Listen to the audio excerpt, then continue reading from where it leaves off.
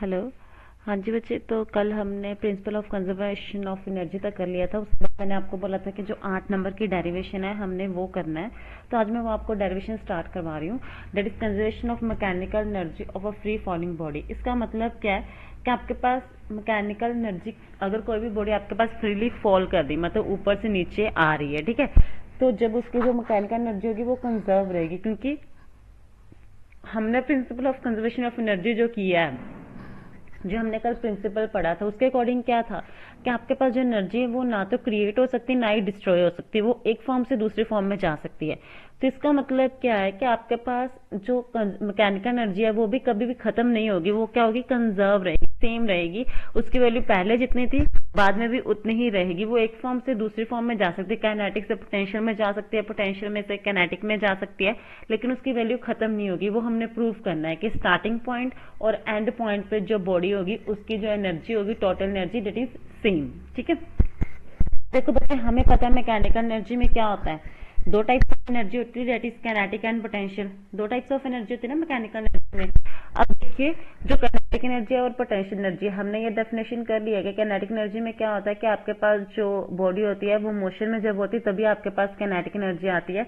अगर body rest पे होगी तो आपके पास एनर्जी जो होगी वो कौन सी होगी, पोटेंशियल एनर्जी होगी, लेकिन वो रेस्ट पे भी हाइट, किसी हाइट पे होनी चाहिए। अगर ग्राउंड पे होगी तो वो जीरो होगी, ठीक है, और काइनेटिक एनर्जी रेस्ट पे तो वैसे ही जीरो होती है। अब देखो, पहले मैं आपको ये डायग्राम समझाऊंगी इस डेरिवेशन की, फिर आगे हम करेंगे। देखो ये डायग्राम है, उन्होंने क्या बोला, हमने क्या प्रूफ करना है कि जो मैकेनिकल एनर्जी है किसी फ्रीली फॉलिंग बॉडी की वो कंजर्व है। मैकेनिकल एनर्जी किसी फ्रीली फॉलिंग बॉडी, मतलब मान लीजिए जैसे आपके हाथ में बॉल है, आपने उसे ऊपर से नीचे की तरफ फेंका, मतलब वो फ्रीली फॉल कर ली, फ्रीली नीचे गिर रही है, ठीक है, बॉल, तो हम उसे बोलते हैं फ्रीली फॉलिंग बॉडी। जैसे उन्होंने यहाँ पर डायग्राम में दिखाया हुआ है ना कि आपके पास जैसे ये एक हाथ से बॉल गिर रही है। अब पहले जब बॉल उसके हाथ में है तो वो ए पॉइंट पे है, ठीक है, लेकिन वो ग्राउंड से, देखो ये ग्राउंड है आपके पास, ग्राउंड से कितनी हाइट पे है, एच हाइट पे बॉल है पहले, ठीक है, लेकिन है वो रेस्ट पे, तो यहाँ पे काइनेटिक एनर्जी क्या होगी, जीरो होगी। और अभी वो मूव करना स्टार्ट नहीं की तो उसका इनिशियल वेलोसिटी भी क्या होगा, जीरो। तो यू आपके पास जीरो होगा, काइनेटिक एनर्जी भी जीरो होगी क्योंकि वो रेस्ट पे है।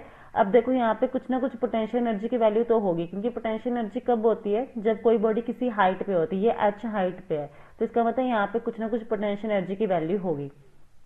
फिर वो बॉल नीचे आनी स्टार्ट होगी बी पॉइंट पे। जब ये बॉल आई तो बी पॉइंट पे देखो, अब जब ये पॉइंट बी पे बॉल आ रही तो वो अभी भी मूव कर रही, नीचे जा रही है, रुकी नहीं है ना। तो इसका मतलब क्या है कि यहाँ पे आपके पास काइनेटिक एनर्जी की कुछ ना कुछ वैल्यू होगी, और साथ में पोटेंशियल एनर्जी की भी होगी, क्योंकि अभी ये ग्राउंड पे भी नहीं आई, ठीक है। तो काइनेटिक और पोटेंशियल दोनों की यहाँ पे वैल्यू होगी। उसके बाद बॉडी गिरते गिरते नीचे, बॉल जो है वो ग्राउंड पे आ गई। जैसे आपने ऊपर से नीचे तक फेंकी, हमने एक ऊपर वाला पॉइंट ले लिया, एक बीच वाला पॉइंट ले लिया, और एक हमने ग्राउंड ले लिया, ठीक है। तो ग्राउंड पे जाके तो बॉडी एक बार आपके पास जो ग्राउंड पे जाके, ग्राउंड पे तो पोटेंशियल एनर्जी क्या होती है, जीरो, क्योंकि कोई हाइट नहीं है, लेकिन जब वो ग्राउंड पे जा रही है तब उसकी कुछ ना कुछ तो वेलोसिटी है, तो इसका मतलब वहां पे वो मोशन में तो थी ना, तो इसका मतलब उसकी किनेटिक एनर्जी वहां पे होगी, ठीक है। तो ये सिर्फ एक डायग्राम उन्होंने समझा दिया हमने कि हमने 3 पॉइंट लेने, एक हमने हाइट पे लेना है, एक हमने बीच में सेंटर वाला पॉइंट लेना है, एक हमने ग्राउंड लेना है। हाइट पे वो ग्राउंड से कितनी वैल्यू है, एच है उसकी हाइट, ठीक है। बी पॉइंट तक उसने कितना डिस्टेंस कवर कर लिया, एक्स कवर कर लिया। तो ग्राउंड से बी पॉइंट तक, ग्राउंड से यहां से लेके बी पॉइंट तक जो बॉल की हाइट होगी वो कितनी होगी, टोटल ये एच है, इतनी एक्स है। तो इस टोटल में से अगर मैं ये वाला पार्ट माइनस कर दूं तो ये वाली हाइट हमारे पास आ जाएगी, तो वो क्या हो गया, एच माइनस एक्स हो गया, ठीक है। जैसे 5 टोटल है, 5 में से 2 माइनस कर दो तो ये वाली चीज आ जाएगी ना। वैसे टोटल आपके पास एच है, बॉल ने इतना डिस्टेंस कवर किया है, तो ग्राउंड से बॉल कितनी ऊंचाई पे होगी, टोटल हाइट में से हम उतना डिस्टेंस माइनस कर देंगे, तो एच माइनस एक्स हो गया, ठीक है। तो सी पॉइंट पे तो हमारे पास डिस्टेंस ही नहीं बचा।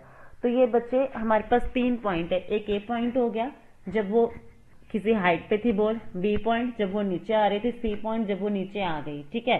तो इन तीनों पॉइंट पे हम काइनेटिक और पोटेंशियल एनर्जी की वैल्यू फाइंड करेंगे। तीनों पॉइंट पे जो भी वैल्यूज आएंगी उन्हें लास्ट में ऐड कर देंगे। अगर लास्ट में ऐड करने पे आपके पास जो टोटल एनर्जी है वो सेम आ रही है, तो अब हम बोलेंगे कि आपके पास जो एनर्जी है वो क्या है, कंजर्व्ड है, ठीक है। यहाँ पे मैकेनिकल एनर्जी की बात हो रही, तभी हम काइनेटिक और पोटेंशियल एनर्जी की बात कर रहे हैं, क्योंकि मैकेनिकल एनर्जी में कौन कौन सी टाइप थी, काइनेटिक एंड पोटेंशियल, ठीक है। काइनेटिक मतलब मोशन में, पोटेंशियल मतलब किसी हाइट पे, ठीक है। तो अब हम पहले ए पॉइंट लेंगे, फिर बी पॉइंट लेंगे, फिर सी पॉइंट लेंगे, तीनों पॉइंट को हम एक्सप्लेन करेंगे। अब देखो बच्चे, जैसे ए पॉइंट है, ए पॉइंट पे देखो मैंने अभी आपको बताया, ए पॉइंट पे अभी बॉल ने स्टार्ट नहीं किया मूव करना, लेकिन वो किसी हाइट पे है, तभी वो स्टार्ट नहीं, मतलब उसकी वेलोसिटी क्या है, जीरो है। अगर वेलोसिटी जीरो है तो मतलब ए पॉइंट पे काइनेटिक एनर्जी भी क्या है, जीरो है, क्योंकि अभी बॉल मूव करना स्टार्ट नहीं किया, वो रेस्ट पे है, ठीक है। लेकिन इस यहाँ पे किसी हाइट पे, ग्राउंड से ऊंचाई तक है ना, तो इसका मतलब इसकी कुछ ना कुछ पोटेंशियल एनर्जी की वैल्यू होगी। वो पोटेंशियल एनर्जी की वैल्यू कहाँ से आएगी बच्चे, हमारे पास पोटेंशियल एनर्जी की वैल्यू होती है, हमने ये फॉर्मूला किया था पोटेंशियल एनर्जी का, that is m into g into height, ठीक है, mass into g into height हमने किया था। अब देखो ग्राउंड से लेके एक पॉइंट तक हाइट कितनी है, एच है, तो इसका मतलब पोटेंशियल एनर्जी की वैल्यू क्या आ जाएगी, M into g into H. Kinetic energy हमें पता है जीरो है पॉइंट ए पे। आपने लिखना कैसे स्टार्ट करना, पहले डायग्राम ड्रॉ करनी है, ए बी सी 3 पॉइंट पे दिखाना है कि ए पॉइंट पे वो कितनी हाइट पे है, बी पॉइंट पे अभी वो जो बॉल है वो मूव कर रही है, और सी पॉइंट पे वो रेस्ट पे है, ठीक है। मतलब सी पॉइंट पे जाके वो रुक गई है, ग्राउंड पे आ गई है, लेकिन हम तो सी पॉइंट पे कुछ ना कुछ वेलोसिटी लेंगे, क्योंकि सी पॉइंट तक आते तक उसकी कुछ ना कुछ तो स्पीड थी ना बॉल की, ठीक है। तो सी पॉइंट ग्राउंड का हम लेके चल रहे हैं। अब देखो पॉइंट ए पे काइनेटिक एनर्जी की वैल्यू क्या होगी, जीरो, क्योंकि अभी बॉल मूव करना स्टार्ट ही नहीं किया, तो velocity zero, kinetic energy zero. Potential energy की वैल्यू कुछ ना कुछ होगी, क्योंकि वो किसी हाइट पे है, M into g into height कितनी, एच है, तो साथ में क्या आ जाएगा, एच आ जाएगा। तो टोटल एनर्जी हमने लिखना, टोटल एनर्जी क्या है, मैकेनिकल एनर्जी को हम दो पार्ट में डिवाइड करते हैं ना, काइनेटिक प्लस पोटेंशियल, तो टोटल एनर्जी हमारे पास क्या होगी, kinetic energy plus potential energy at point ए। आपने ऐसे ही लिखना है, डायग्राम ड्रॉ करनी है, फिर आपने लिखना है consider body of mass m जो आपके पास एक पोजीशन पे रेस्ट पे है, देन एट हमने मान लिया let h be the height of the body above the ground at point A. तो किनेटिक एनर्जी लिख दिया, पोटेंशियल एनर्जी लिख दिया, टोटल एनर्जी आपके पास क्या आ जाएगी, kinetic plus potential energy, kinetic zero है, potential energy m into g into h है, तो टोटल क्या हो गया, zero plus m g h क्या आ गया, एम जी एच आ गया, ठीक है। तो एट पोजीशन ए पे टोटल एनर्जी की वैल्यू इतनी आ गई, इसे हमने फर्स्ट इक्वेशन मान लिया। पॉइंट ए का सॉल्व हो गया, ऐसे ही हम क्या करेंगे, पॉइंट बी का सॉल्व करेंगे, ठीक है। अब देखो पॉइंट बी का हमें सॉल्व करना है। मान लीजिए कि हमारे पास जो पॉइंट बी है, ये वाला पॉइंट बी है हमारे पास, ठीक है बच्चे। तो अब देखिए पॉइंट बी पे हमारे पास क्या है, जो ये वाली वैल्यू है पॉइंट बी, ये है ना हमारे पास पॉइंट बी। अब देखिए पॉइंट बी पे कुछ ना कुछ पोटेंशियल एनर्जी की भी वैल्यू होगी, क्योंकि ये किसी हाइट पे है, ठीक है, ग्राउंड से किसी हाइट पे है ना, वो कितनी एच माइनस एक्स है, और ये जो बॉल है ये भी मूव कर रही है, तो उसकी कुछ ना कुछ वेलोसिटी होगी, वो मान लीजिए वी बी है, उसकी हम वैल्यू फाइंड करेंगे।